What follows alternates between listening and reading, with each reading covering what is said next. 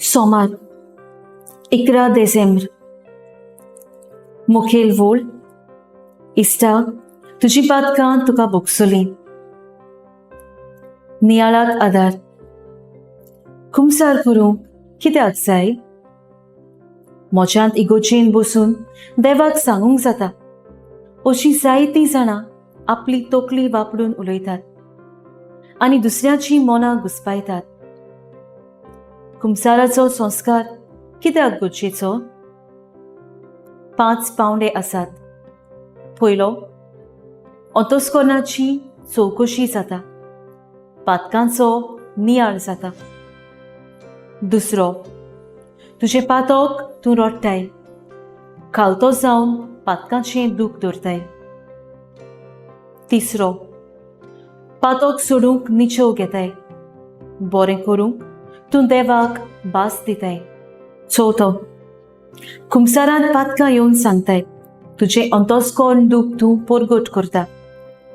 एका देवाच्या नांवान बसलोल्या याज्ञिका कडल्यान तूं देवाची काकलूट, दया, आसने भोगताय.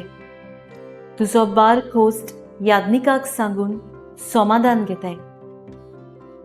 पांचवो, पातकांचें फारीकपण दिवन याज्ञिकान दिलोलें प्राचीत करून देवाचें भोगसणें आनी आशिर्वाद घेवन परतून वेताय. एक बोरमोसो घेवन नव्यान जिवंक वेताय. खरेंच पातकां देव बक्षिता. याज्ञीक हें भोगसणें आमकां फावो करता.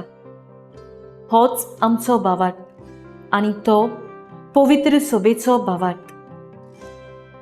जितलीं देव आमचीं पातकां बक्षिता तितलें जिवीत म्हजें देवीक कृपेन वाडत वेता.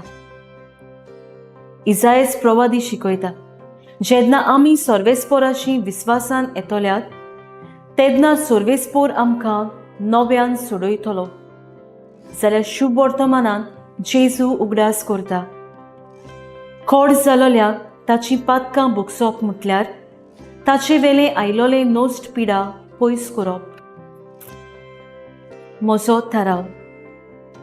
म्हयन्याक भावार्थान एक पावट तरी खुमसार जावन जिवीत बदलूंक वावुरतलें.